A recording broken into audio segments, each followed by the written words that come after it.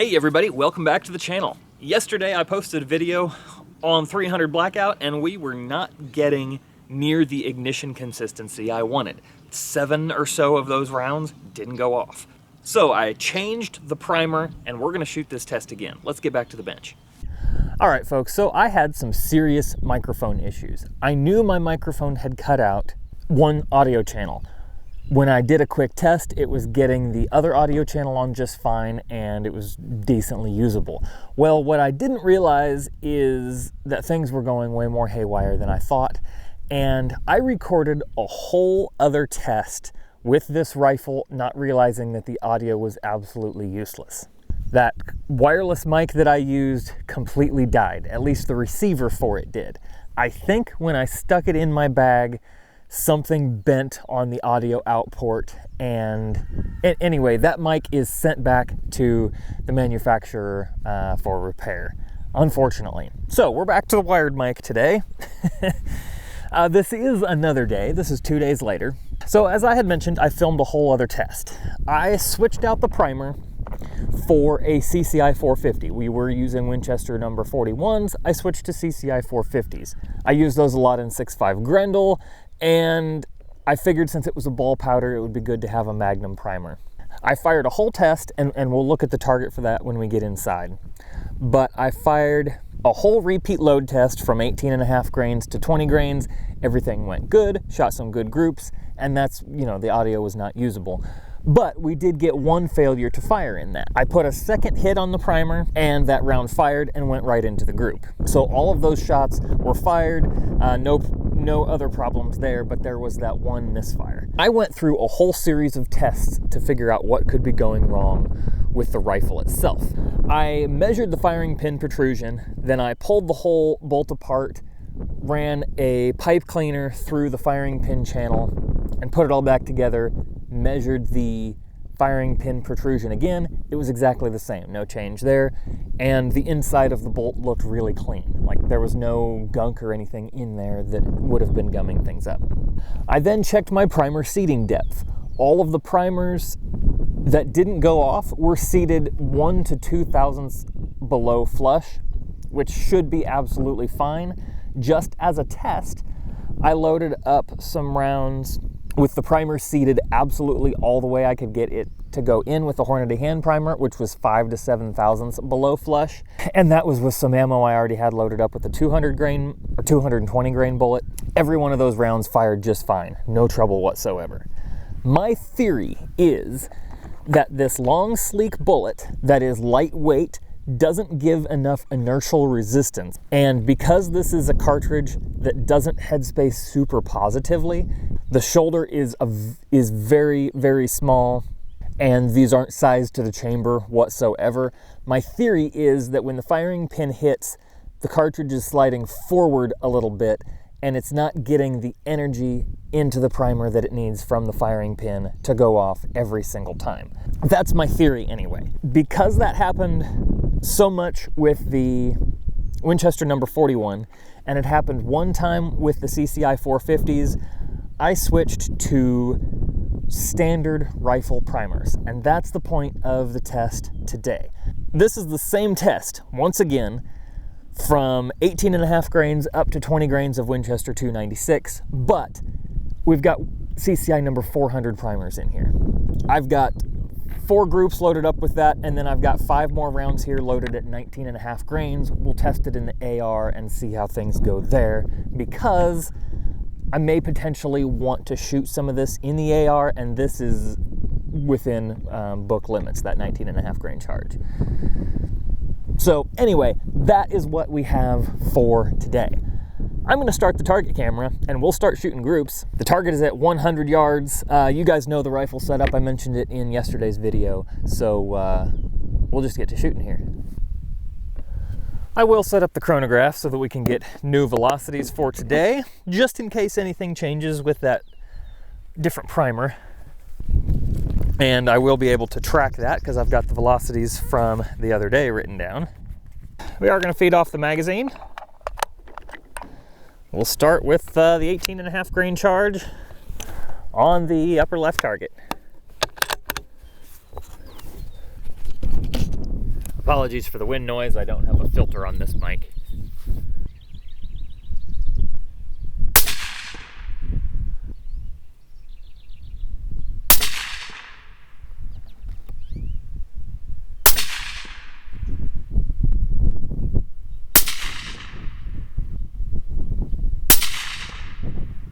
Hard to tell, but that looks like the worst group I've shot with this load so far.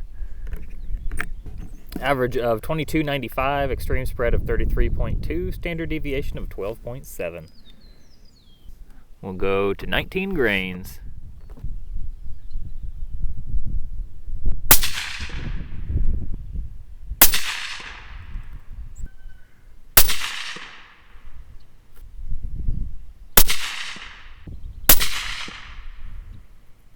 Does two groups back to back. The barrel's still not hot, but we'll give it a minute to cool down before the last two.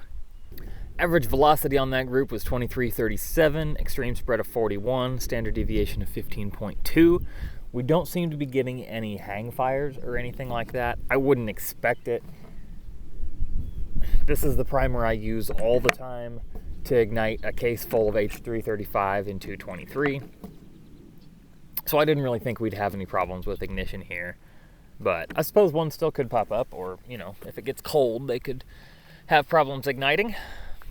We're going to move on and shoot 19.5 grains. That first group was indeed terrible. Second group, much better. We'll compare those later to what I shot a couple days ago.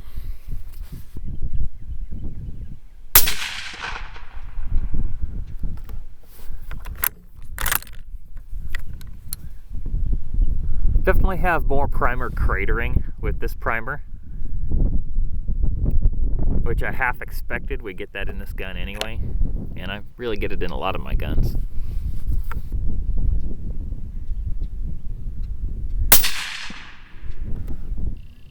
Oops, forgot to change strings on the chronograph. Oh dang, I ended that session. I didn't mean to. We'll just start a new session. I deleted the first shots off to try to get stats for this one, but I had ended the session first, and I shouldn't have done that because now I can't add them into that session. I could still, you know, do the math afterwards.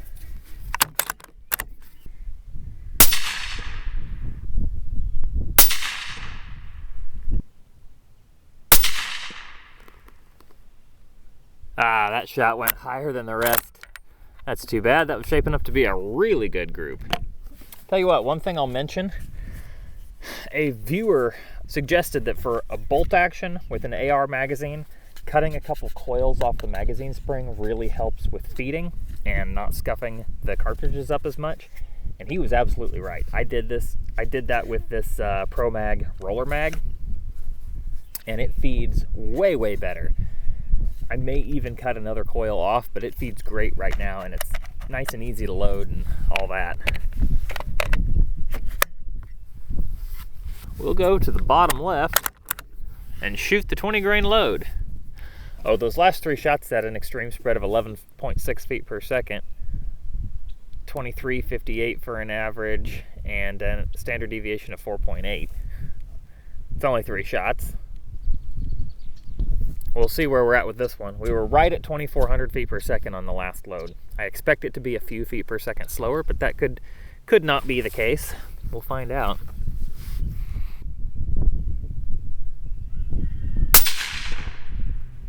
$23.92 for the first shot.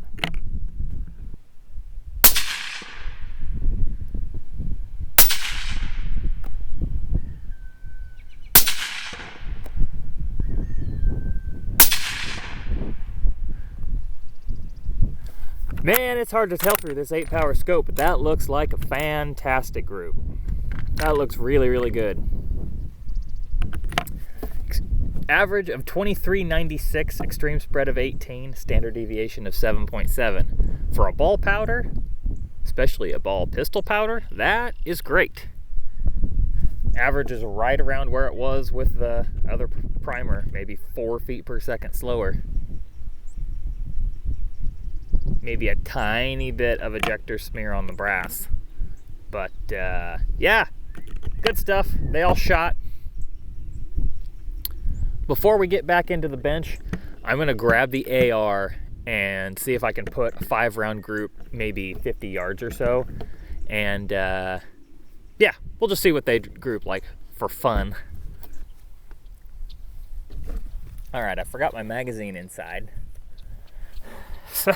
So I suppose we'll single feed these. This is my 10.5-inch Ballistic Advantage AR. Good, I'm gonna scoot this back a notch. And I'll reset the chronograph. We'll see what kind of velocities we get here, just for the heck of it. I don't have a target camera down there because I don't know where this is gonna hit. But I do have a little target set up.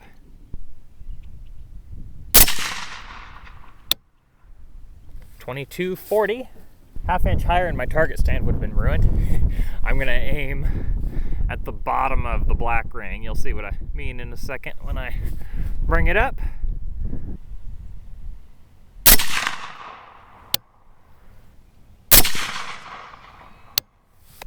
Forgot how gassy this was with supers.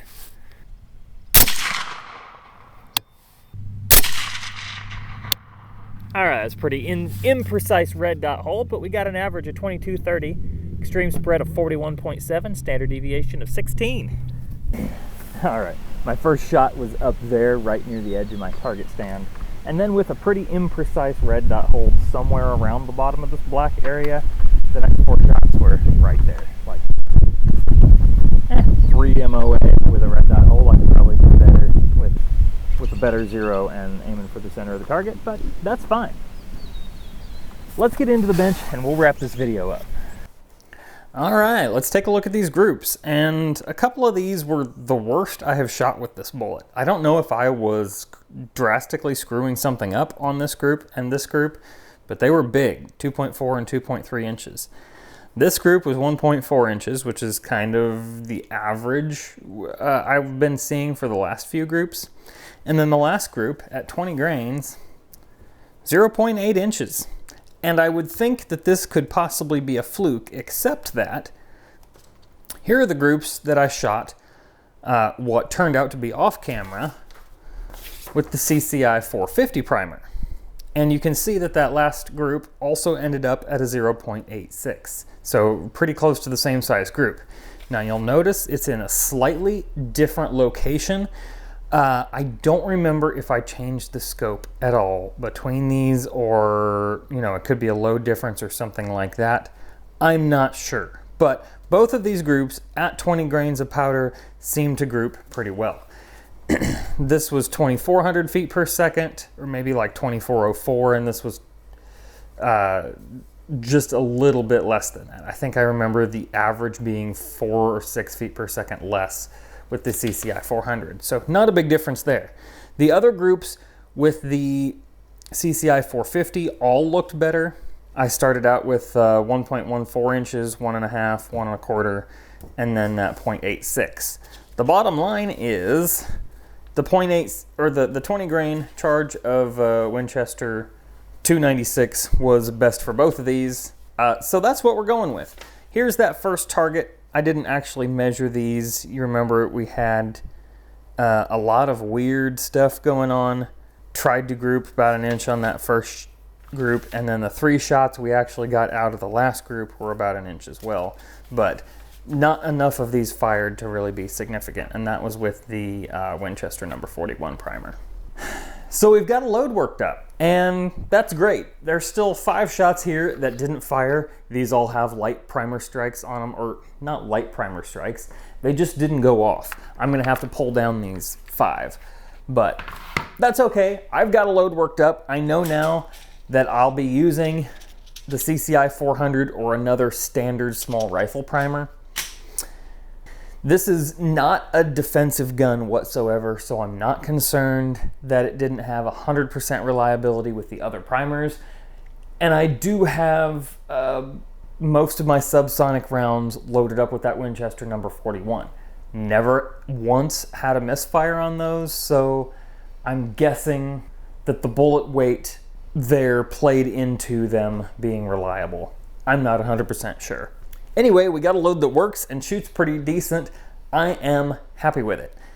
Eventually, when I get access to a longer range, which I am currently working on, we're gonna take these out and plank out to 400 yards or so, just to see what happens.